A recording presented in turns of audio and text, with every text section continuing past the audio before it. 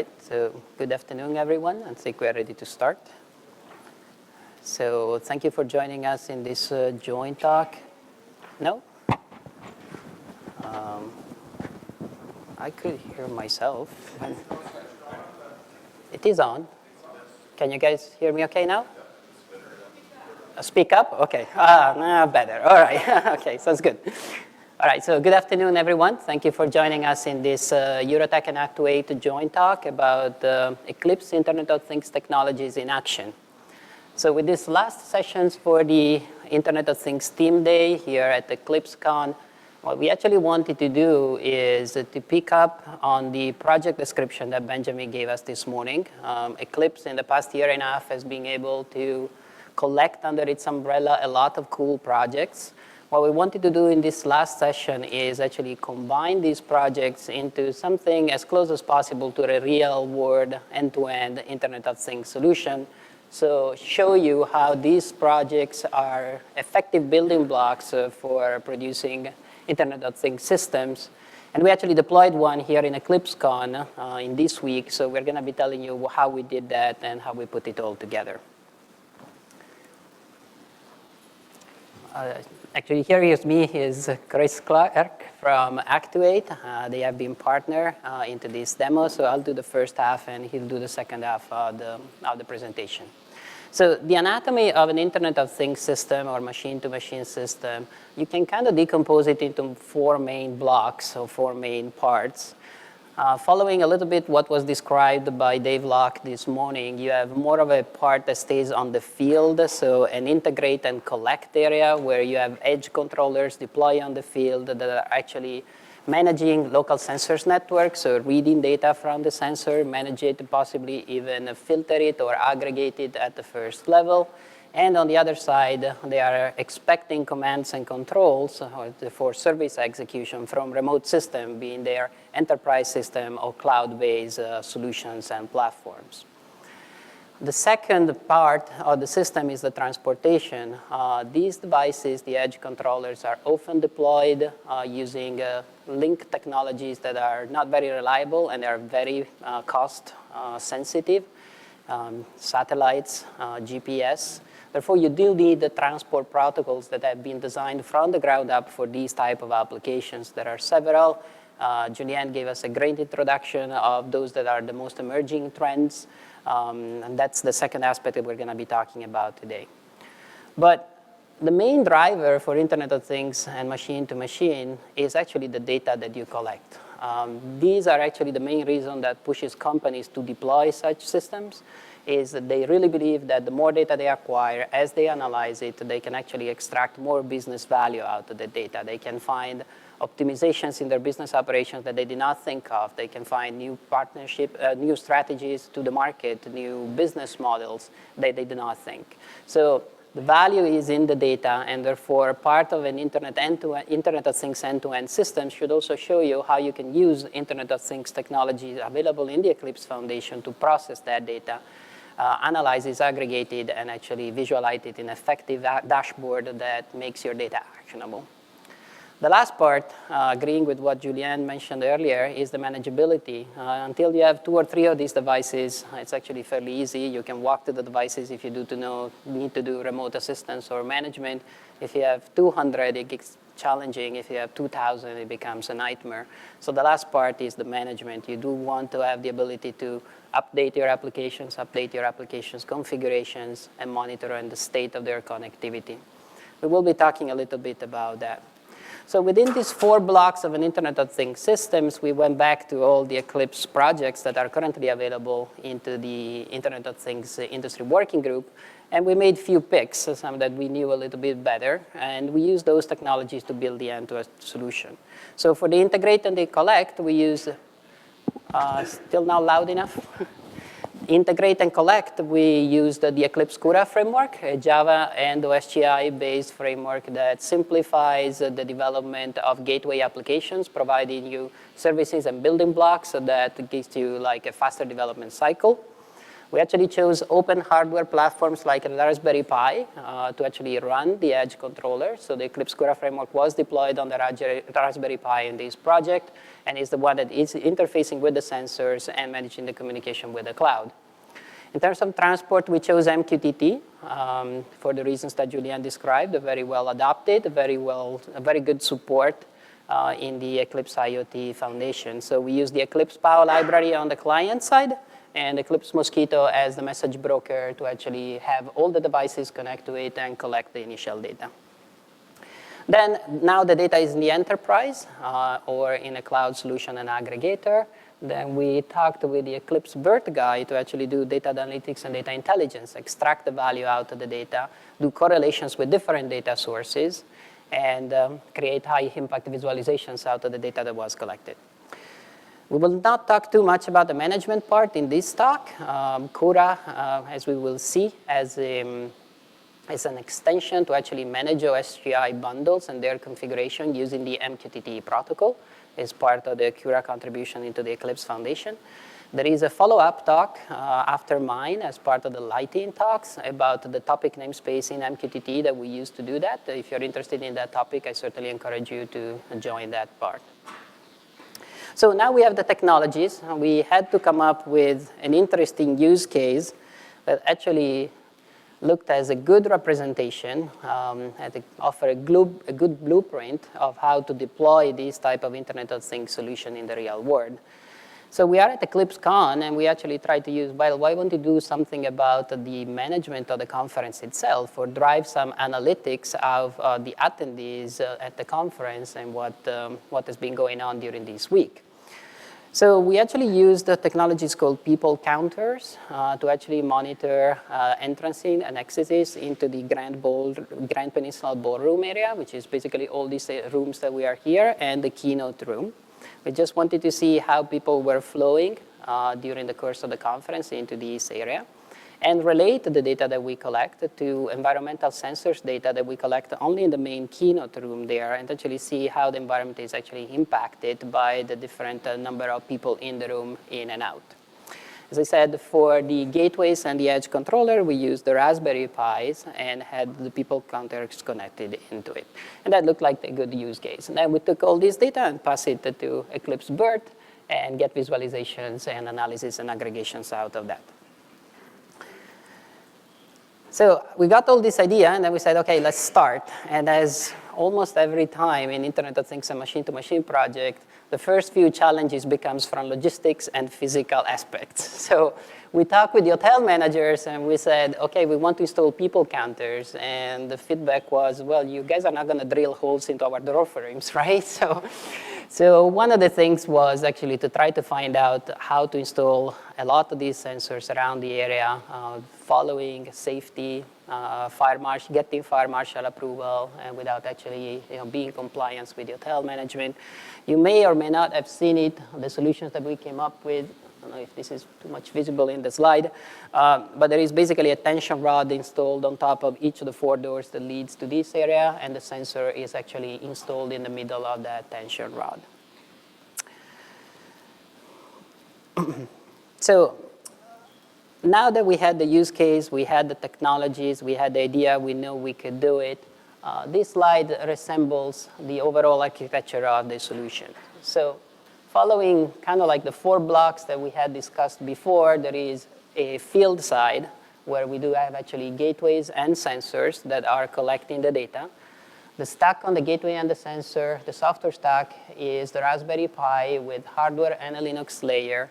And then the Eclipse Kura being a Java and OSGI-based framework for M2M and IoT applications run on top of the Java virtual machine, and in this case, of the Eclipse Equinox OSGI framework. On the device side, we collect the data, and we send the data, as we said, through MQTT up in the cloud. In this case, we also receive commands from the cloud. This is actually very important for different reasons. The environmental sensors that we have over here do need calibrations over time. So we actually use the cloud in that case to have adaptive calibrations of the sensors over time. The data is aggregated at this point in the Eurotech device cloud as a first point of aggregation. It could have been fed directly into the BIRT iHub. This was just to create a first aggregation data point for historical points. Once we had that, BIRT iHub takes over the historical data that we did collect and does its based on using the report designer, creates web reports, dashboard, and BIRT mobile user interfaces to actually monitor the data that it was collected. Okay, so now in the next slides, we're going to be walking through this architecture from left to right and describing a little bit more in details each of the pieces that would compose the whole solutions. The first one we're going to be talking about, and we know we had a lot of questions over the week about it, is the people counter sensor itself. I have a copy of the device here. I know somebody thought that it was the whole tension rod, but it's actually much smaller than what it is when we actually installed it. So it's a device that basically works on a technology that combines a stereoscopic vision with infrared illuminators. The stereoscopic vision allows the device to basically create a 3D map of what are the objects that actually flow underneath this field of view.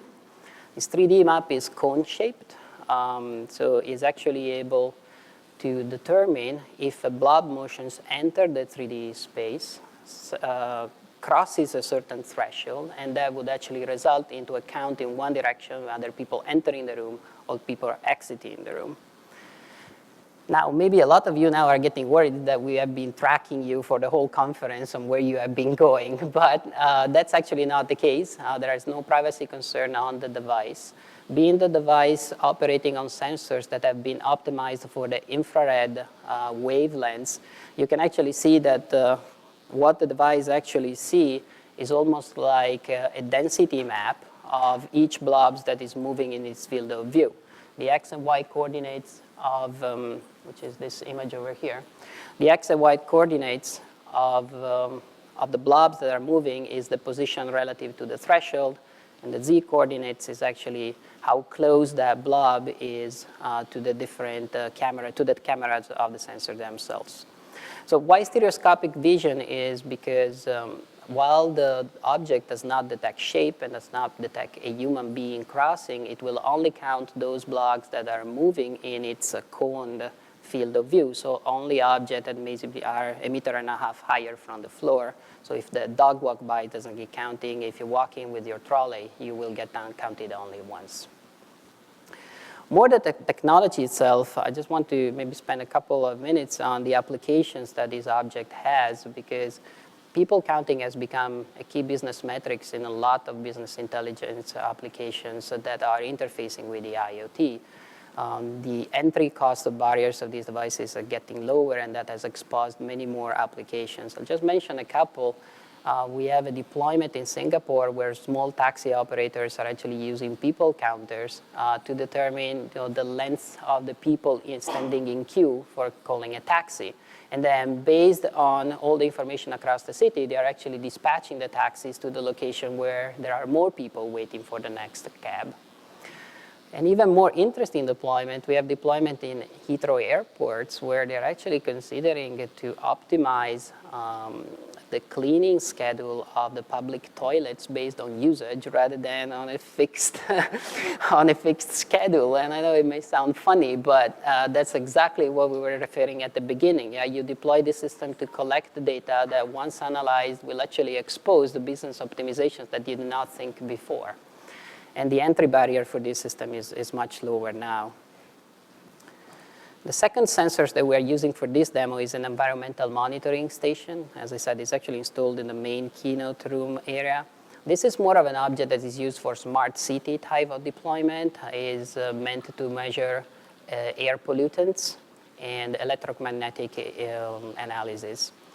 So in this case, we actually wanted to see if, for example, during keynotes, with all the people walking into the room with their cell phones and their laptop, the electromagnetic fields were actually increasing, right? And that's same type of thing. Or if during nighttime, if people were actually cleaning the room, the particulate matter would actually get higher because of the vacuum that they were using. So that's kind of like the type of analysis that you can do.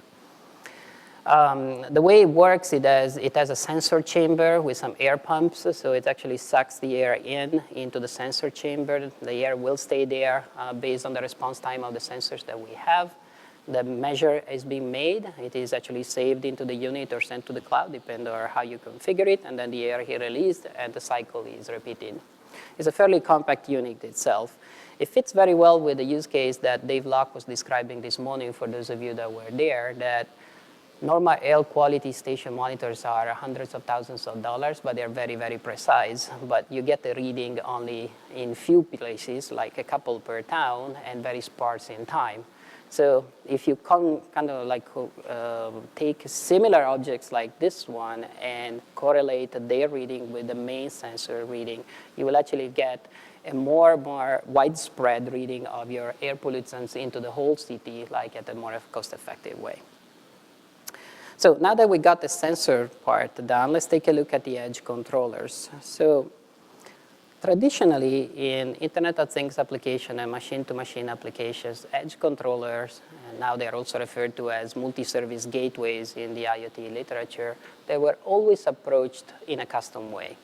So custom hardware running a custom software, running a custom tool chain, and running a custom application. And that was actually the reason of the fragmentation and the big cost of entry into this market. It takes forever to do it and a lot of time. And all the chips that you put in custom hardware, they actually have shorter and shorter lifespan. And every time one of those chips gets end of life, you have to revision your boards. And revision your boards, more often than not, actually ended up in having to revalidate your whole software stack and your applications across it. So recently, though, we got access to more price-effective general-purpose hardwares that have the characteristics to be deployed in embedded systems, both in terms of energy consumption and compactness and cost, that are actually able to run more modern and more versatile software stacks, so full Linux distribution, and on top of Linux distribution, having the ability to run enterprise type of software platforms like Java and OSGI. That gives you way more flexibility in composing your application, gives you access to modern tools into building it, and especially gives you portability across different type of hardware types. So that fits very well with the explosion of the open hardware movement, where with these tools you can actually prototype your applications on a Raspberry Pi, do little maybe pilot deployments on that platform, and then if your success takes off, and you have to install that on a tram or a train that needs transportation certification, you actually move to industrial-grade hardware, and your application doesn't need to be changed.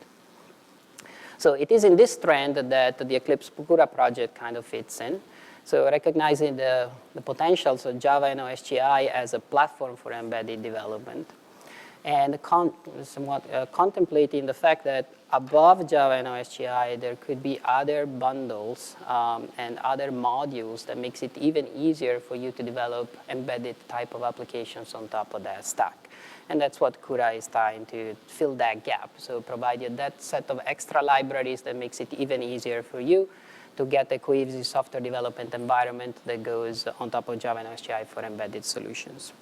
So the advantages of that is that you can actually build Internet of Things applications using high-level programming languages with software modularity, configuration management, and that eventually will result in the shorter time to market and a device abstraction that lets you somewhat decouple your application from the physical characteristic of your hardware. If that's possible in your use case, in other use cases may not be, but in general it can be. So the Kura developer experience, by leveraging modern tools like Java, OSGI, and the Eclipse platform that are already available around these type of solutions, you can actually develop your applications on your PC. I could take my people counter and connect it to the USB port on my PC and develop the application that does the analysis of the data of the people counter on my PC. Test it there, and then when I'm ready from Eclipse, deploy the same applications into a runtime that was designed for the Raspberry Pi, test it on target, and if I have hundreds of those Raspberry Pis using MQTT, I can take the same application and deploy it to all the hundreds of the devices that I have on the field. So that's the type of advantages that solutions like this one can give you. On a functional overview, unfortunately, I don't think today is the right day to actually go in details on all the bundles and services the Kura provides, but this is like a good breakdown of what we have inside of Kura. Each component is modeled as an OSGI declarative services with its own configuration options. Some components are we're actually taking Java and OSGI as, some of the device access APIs that Java has up until Java 7, like Java XCOM, Java XUSB, Java X Bluetooth. They're not coming with the standard Java SE distribution. So with Kura, we actually take good effort in making sure that they are available into your target definition when you develop and when you deploy, and that the management of the native code pieces of that is all abstracted from the complexity of view crafting, the target definition, target platform, and the runtime. So that's one of the advantages that we have at the device abstraction layer. Others are other bundles that over time in deploying Internet of Things and machine-to-machine system we have found useful. Instead of going into each one of these blocks and describing what's available there, actually highlights the services that we use to build this particular demo. So we talked about the device abstraction layer. The communication with the people counter is through the RS-485 bus, so it's using Java XCOM APIs and the RxTX library. That comes available, as I said, both in the emulated environment as well as in the target and in the runtime. The connections with the environmental sensors is through USB. So we actually use the Java X USB to actually know which port is connected to and to actually detect if the connection is unplugged or replugged. Similar, the environmental sensors have communications with GPS chips. So we have a position service inside the Kura framework that lets you simplify and abstracts from you the complexity of parsing NMES strings, which is basically what a GPS chip spits out. So you can actually geotag and timestamp properly your data points. At the Gateway Basic Services, we have a clock service that actually makes sure that the application is aware when a clock sync is obtained by the system itself. This was mentioned before, how is it important to timestamp properly all the data that you do collect. And a watchdog that, as you know, is normally not exposed at the OSGI level, but through this framework, you can actually register one of your OSGI service as a critical service, and if that service stops, then actually the watchdog will immediately be triggered by the Kura framework, and the system will reset. On the oh, is it?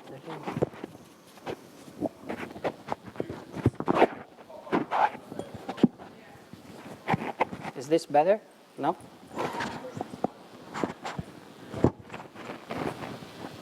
Better? Yeah? Not quite? That's probably too much. Okay? Yeah, we can go like that. All right, we talked about the MQTT POW library already in the previous talk. What Kura does over the MQTT POW is giving you bundles that do connection management on the POW itself, so the ability to restart an MQTT connection if it dies, buffer messages when your MQTT connection is offline, and resend those messages that have been buffered in a prioritized fashion when the connection is actually reestablished. So that's part of the connectivity and delivery pieces.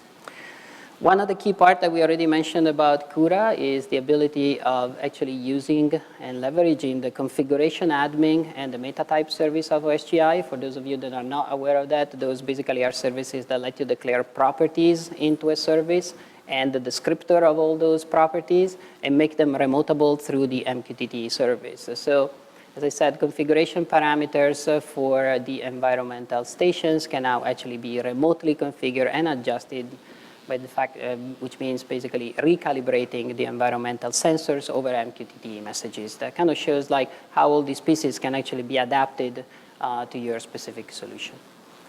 At the end, on top of everything, there is the application layer. So an application bundle for the EclipseCON 2014 conference that basically reads the data of the people count, does basic filtering and aggregation, and publishes to the cloud. And similarly for the ReliaSense, which is the object for the environmental monitoring station. This is a quick screenshot of the Kura administration UI that comes. So when you install Kura in OSGI, there is a web-based interface that lets you manage all the services installed in the OSGI container, just as you would do remotely through MQTT. So putting this in context of the Eclipse IoT demo, this is a slide that shows our usage of the MQTT protocol in this context. We already introduced the protocol. It's publish and subscribe nature. Okay, so we actually defined 3 main topics, 1 per location. Instead of publishing each different metrics into a different topic namespace, we actually aggregated all the metrics into a payload and published the payloads with all the metrics in a single message. So with all that data up in the cloud now and in servers, let me pass over to Chris, who will tell us what kind of cool visualization they did with that. Okay. Excuse me. So Marco talked a little bit about taking all of that data from some hardware and uploading it into their cloud. Now we need to be able to take that data and draw some sort of meaningful conclusion from it. That's where BIRT comes into play. So before I go into the dashboard and we can discuss the different types of comparisons we were able to draw from that data, I'll go over what BIRT is a little bit for anybody that's not familiar. It's BIRT is an Eclipse plugin that allows you to go out and grab data and design these reports in a what you see is what you get environment within that Eclipse environment. Stands for Business Intelligence Reporting Tools, and it's been around since 2004. So BIRT, it's a new generation of embeddable reporting and analytics technology. It makes building those data-driven web apps easy. It also supports libraries and reuse, so you don't have to continue to build the same thing over and over. You can share that with other report developers, making your deployment environment easier and quicker. And it offers several different solutions that make the deployment and end-user experience easier. So BIRT at the high level basically has 2 main parts. It has the designer, like I said, it sits out there in the Eclipse environment, allows you to make those designs, and it goes out when you save it, and it's essentially an XML file. When that XML file sits out there, it's waiting to be rendered, which is handled by the BIRT engine. You can use the APIs, or you can go directly to a web application using JavaScript or a variety of other solutions. Once that BIRT engine gets a hold of that XML design, it brings in your data, and you can either do this in 2 different tasks. One all at the same time, run and render. It goes out, grabs the data, and it creates it in a format that you'd like, HTML or PDF or whatever you selected. Or you can create a report document that allows you to go ahead and grab that data, bring it in, do all of that aggregation, and wait for later to be able to render that format you'd like. So, visualization is one thing to be able to take something from MySQL or Hadoop. Really where you're able to draw all of those conclusions is being able to access many different types of data. And that's one of the sweet spots of BIRT. And so now you're able to have data that was coming in from different projects over the years that might actually make sense to correlate, but you don't quite know how to do it yet. So that's what BIRT comes in and does. You can take some data from maybe Eurotech and then bring in some data from your MySQL database, or maybe some LinkedIn or Facebook data, and be able to draw those conclusions in a way that makes sense to your project. Once you have that data in your designer, you're able to make something like a dashboard that includes maps and tables and charts. Different versions support HTML5 in the commercial, and then the open source has those same standard types, and then you can go out to the commercial and try a few other things out there. You can also do the mobile viewer, which is available on iOS and the Android platforms. So now that we have designed the report, we have to be able to embed the report. So you can take your report and go out to a web container. But you can also use the APIs in open source or commercial to integrate that into your application, whether that's native or, like I said, using JavaScript APIs for some web app. After you've deployed it, you have more options in the BIRT iHub, which brings in security and scheduling and management. And we're actually coming out with a new version of that. It's called the F-Type. It stands for free.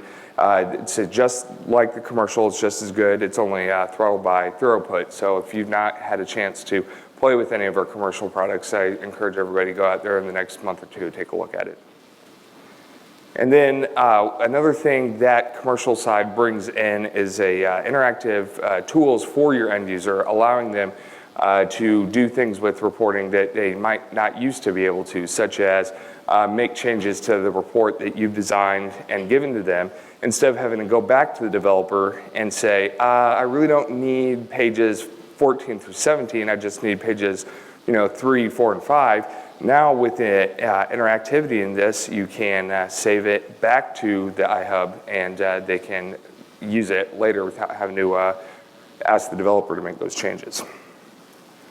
So now that we know a little bit about what BIRT is and what it does, I can talk about how I created the dashboard that you guys have may or may not seen on the TVs that have been out there over the past 3 days.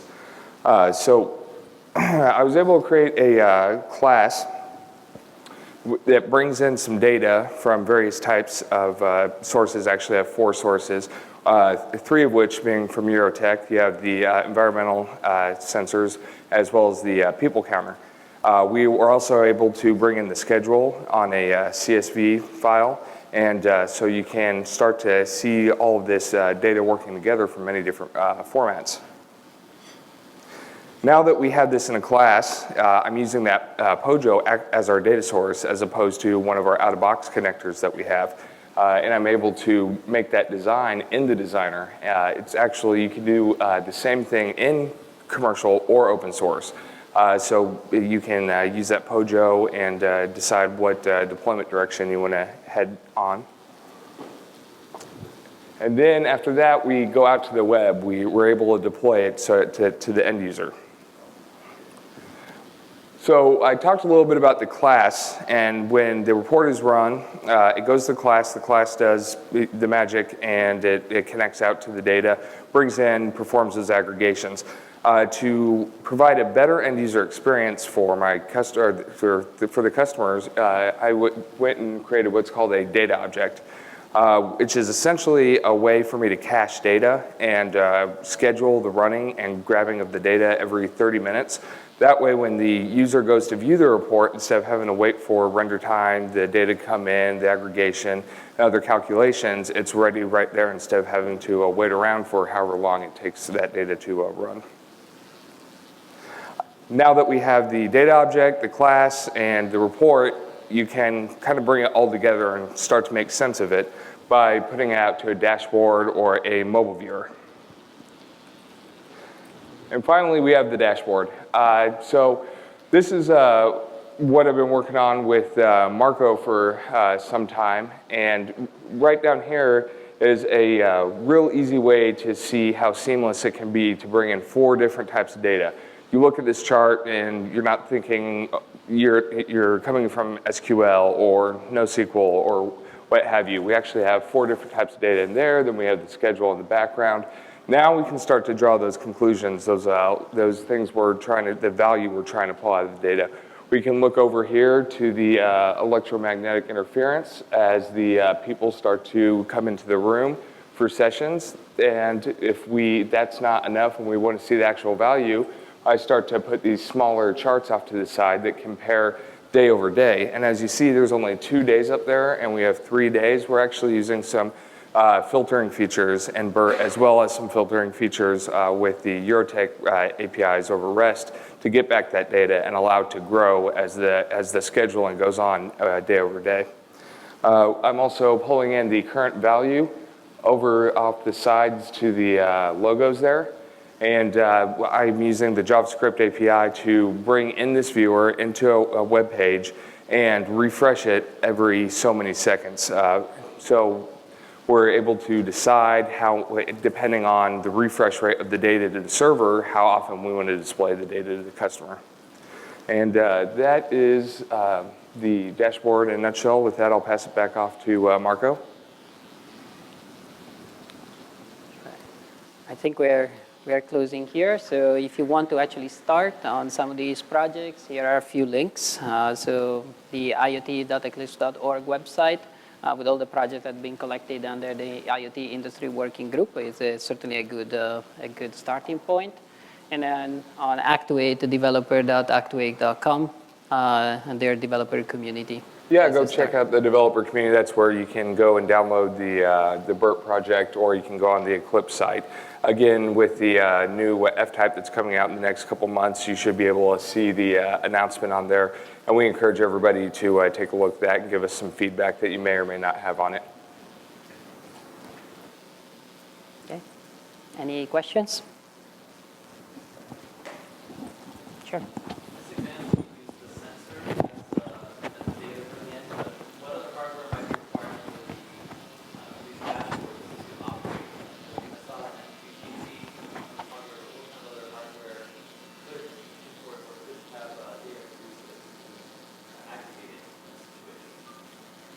So BIRT doesn't care where the data comes from as long as you can get to it in Java. So if you have some hardware that's putting this data out to a server, then you can, as long as you can get to it in Java, then we can use it and aggregate it and display that data. In this case, actually, I did use REST to get the data, and I allowed them to handle the historical data in the background. But I could have taken out the middleman and got that live data every N seconds, depending on when it was updating, and get that directly from the hardware as well. So short answer is, as long as you can get to it in Java, we can display it. Hey.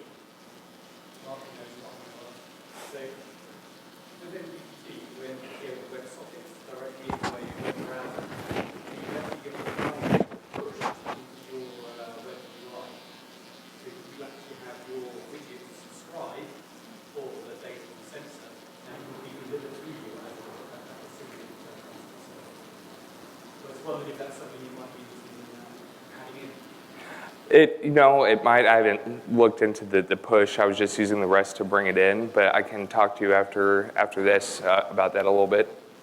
Thank you. Yes?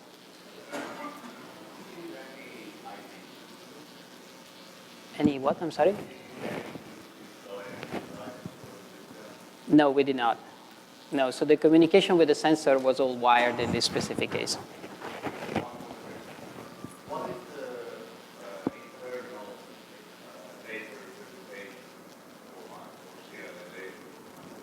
Yeah. So as you know, MQTT is payload format agnostic. With Kura, we do have a reference payload that we use that is using Google protocol buffers in terms of serialization. It's actually structured with a timestamp, a GPS position, so you can actually timestamp your data, geolocalize it, name value pairs for certain metrics, or binary attachments for your own serialization formats or additional binary information that you want to attach. Yeah, that's all distributed as part of the Kura distribution, so it's all part of that.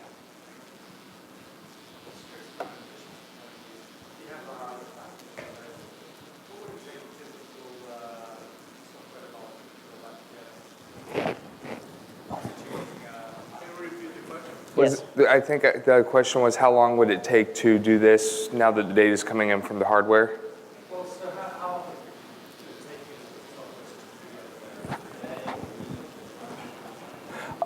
I'd say about less than a week to be able to do, especially with the ease of being able to use the REST APIs. Obviously, like I was saying, I was using the iHub. Spent very little time to install that, and then you have with the designer. Really, the meat of the work was creating the POJO for my data source. And if you're familiar with the way you're getting the data, then at that point, within the designer, you point at those jars, and it pulls back those fields that you want, and it's just drag and drop into that designer. And then if you want to go even further and make it more advanced, everything in that designer just about is you can script. So nothing in there has to be dynamic. So you can make that data actionable. So all of a sudden you see a spike. You can actually go out there and use other Java APIs that maybe communicate to communications devices and send a text message. So if you're in some sort of environment that you need to monitor the temperature and all of a sudden, it's 300 degrees, you got a text message and you can send somebody that way. So I think we ran out of time, unfortunately. So thank you so much. I'll see you afterwards. We are available here. Thank you.